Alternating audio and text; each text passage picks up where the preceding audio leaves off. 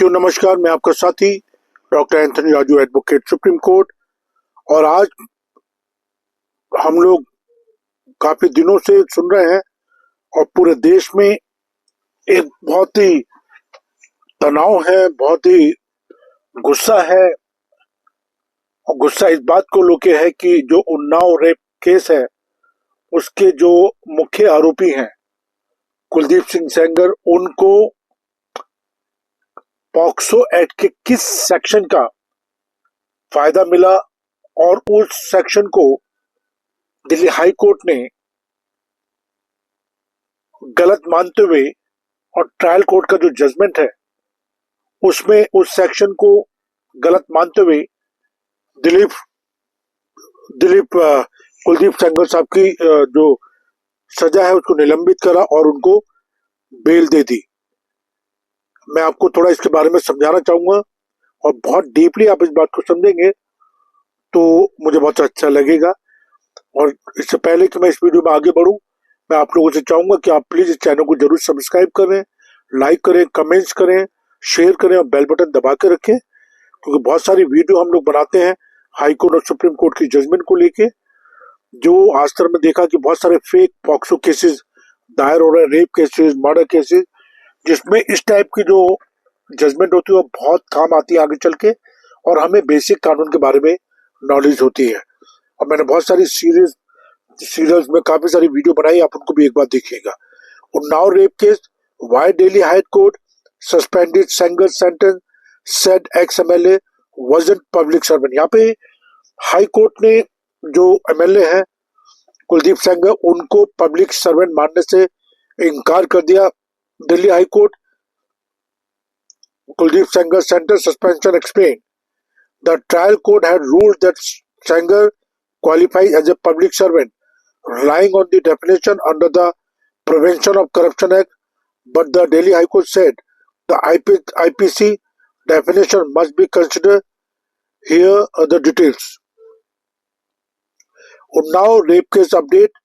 This week, a division bench of the Delhi High Court suspended the life sentence of the former BJP MLA Kuldeep Sanger in the 2017 rape of minor in Uttar Pradesh, Unnao district. While Sanger will remain in the jail as of now, why did the Delhi High Court deem it fit to give him this relief? I'm going to explain that. What was the case Sanger was appealing against? Sanger had two appeals pending before the Delhi High Court. One was filed in 2019 against a life term awarded the same year for the rape of the minor, and the other was against his 10-year sentencing in March 2020 over the death of the survivor's father in the judicial custody, culpable homicide not amounting to murder. The Delhi High Court suspended the life sentence on Tuesday, and the CBI has already filed a SLP in the Supreme Court. In the second appeal, meanwhile, the argument have concluded and the court has reserved its verdict.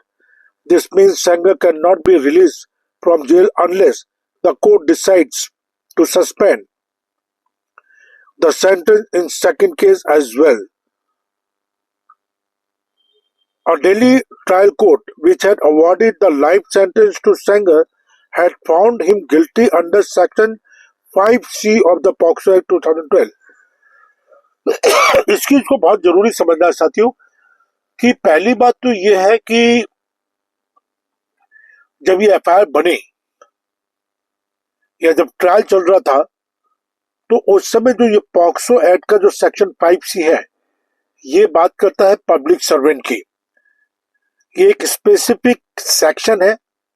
अब ये section किस मंशा से इसमें जोड़ा गया, क्यों जोड़ा गया, और इस पे जो ट्रायल कोर्ट थी उसने इसको क्यों चुना और इसके बेस पे ही कुलदीप सेंगर को सारी उम्र की सजा सुना दी।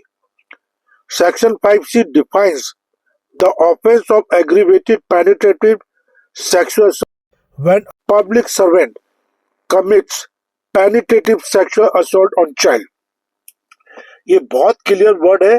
यहाँ पे हम बात कर रहे हैं एग्रीवेटेड पेनिट्रेटिव। एग्रीवेटेड भी होना जरूरी है, पेनिट्रेटिव होना भी जरूरी है और सेक्सुअल असॉल्ट होना भी जरूरी है। ये 5-4 वर्ब है जिसमें पूरा का पूरा ये केस उलझा हुआ है साथियों। The trial court had ruled the Sengar qualifies a public servant relying on the terms definition under the Prevention of Corruption Act PCA, which includes MLA, but the Delhi High Court opined that it is the IPC definition of public servant that must be considered and not the PCS.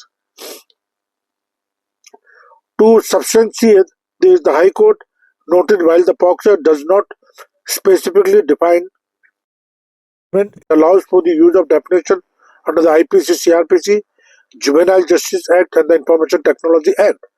The court thus considered the definition of public servant under Section 21 of IPC and made a prima facie observation that Sanger cannot be brought under the ambit of punishment of the life sentence for the offence under 5 of the POCSO Act. ये आप समझ गए?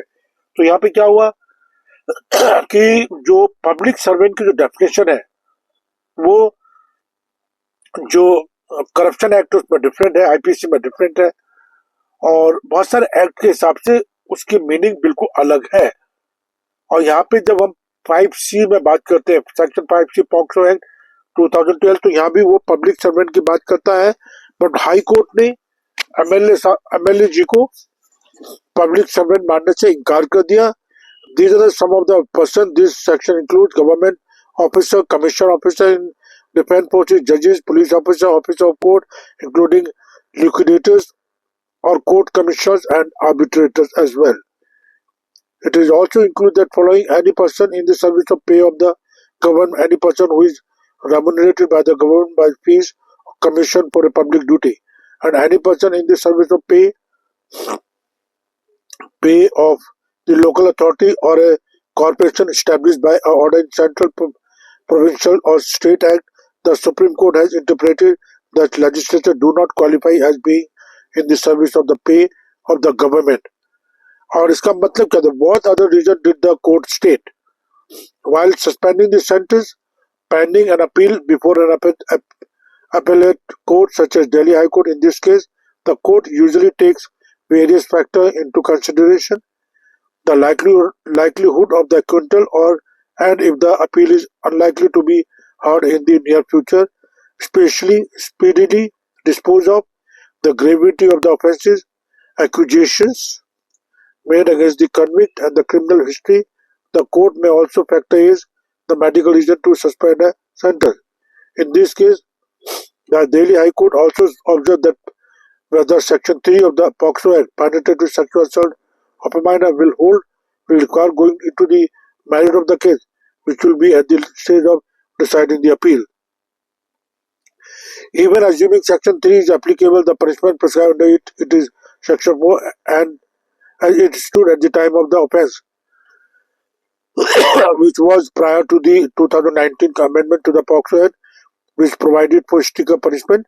The minimum punishment that person can be given under Section 4 of the POCSO Act would be 7 years, and the court reasoned. Sanger has already undergone a sentence of 7 years and 5 months, which the court took into the consideration. What about the survivor's safety? A key aspect in Sanger case has been the security threat the survivor and her family has reiterated repeatedly over the years. तो ये मैंने छोटी सी आपको एक explanation दी है कि किस section के तहत कुलदीप सेंगर को ये फायदा हुआ है, इसमें कोर्ट गलत है या कोर्ट ने जुडिशियल माइंड को अप्लाई नहीं करा या किस चीज को लेके कोर्ट ने इतना बड़ा जो फैसला दिया है वो अपने आप में सोचने लायक है। तो ये एक छोटी सी चीज मैंने आपके लिए बनाई है और मुझे उम्मीद है कि आपको थोड़ा बहुत जरूर पसंद आएगी। तो बस मैं फाइनली आपको बता देता हूं कि ये जो कुलदीप सेंगर को जो फायदा हुआ है वो है सेक्शन 5C पॉक्सो एक्ट 2012, जिसके तहत उनको उम्र कैद की सजा सुनाई गई थी।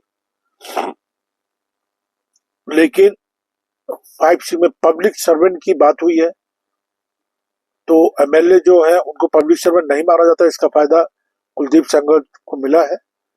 और अब एसएलपी सुप्रीम कोर्ट में दाखिल हुई है। अब देखना ये होगा कि सुप्रीम कोर्ट इस पे क्या फैसला लेती है, और